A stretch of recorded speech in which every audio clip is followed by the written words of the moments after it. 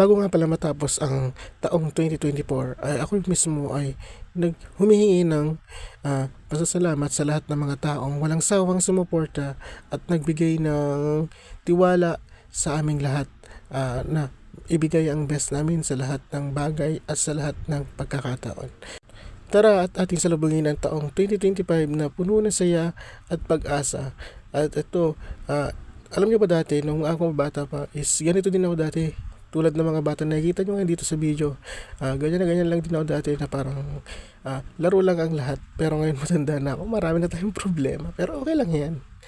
Kahit may mga problemang hindi natin may iwasan na akala mo walang solusyon, pero ang totoo may mga solusyon. At yan ang nangyari sa atin ngayon sa buong 2024 natin. Napakaraming problemang dumating, pero ito still na nakatayo pa rin tayo. At ito, kami na pala dito ng mga panahon na to at dumarami na rin ang ating orders. Dumarami na rin ang mga lechon na ating niluluto. At makikita nyo naman, napakaraming mga bata na nandito. Alam nyo ba yung mga batang yan? Natutuwa ako kasi kahit na ayaw namin silang pagpihitin or ayaw namin silang pag-ikutin ng lechon, sila pa rin yung gustong nakikialam kasi daw gusto daw nilang magkapera. Kaya pinapabayaan lang namin sila. At ito, mga oras na to, tapos na. At ang aga namin natapos, na alam nyo, for the first time na ang aga namin natapos. At ito na yung mga kaganapan nangyayari ngayon. Hinihintay na namin yung taon ng 2025 dito. Hinihintay namin sa lubong ng taon 2025.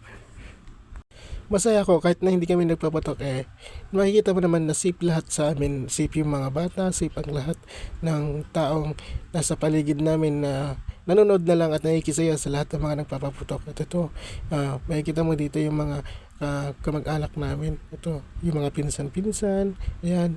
At mga tito-tita, nandyan silang lahat nga na tinihintay nila ang pagpasok ng 2025. At gusto nilang salubungin. At ito na kaming lahat ngayon. Ayan. At maririnig mo na dito, nagka-countdown na ang ating 2025. Malapit na siya dahil nalalapit na. At ito yung mga pinsan ko, nagsisimula na. Yan na. Nagsisimula na sila magpapatok dito. Tara at ating salubungin ng 2025 na puno ng saya at pag-asa. Ito na at pakinggan nyo na.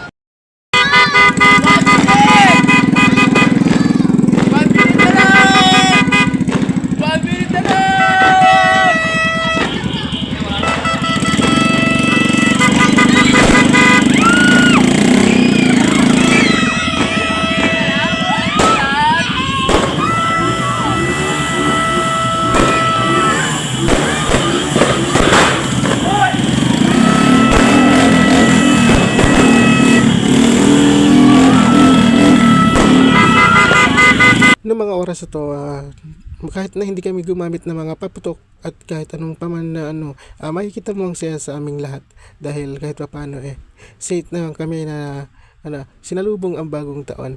At ito, nagsakasayahan kami dito, nagsisigawan.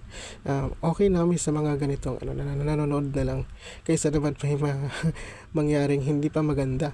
Ito na yung pinaka best na dapat gawin sa ating lahat. At ito, pakinggan nyo ang lahat ng gagawin namin dito hanggang sa may isipan pa yung pinsan ko ditong gawin. Yan, nilabas niya yung air. Tingnan nyo, pakinggan yung gagawin niya.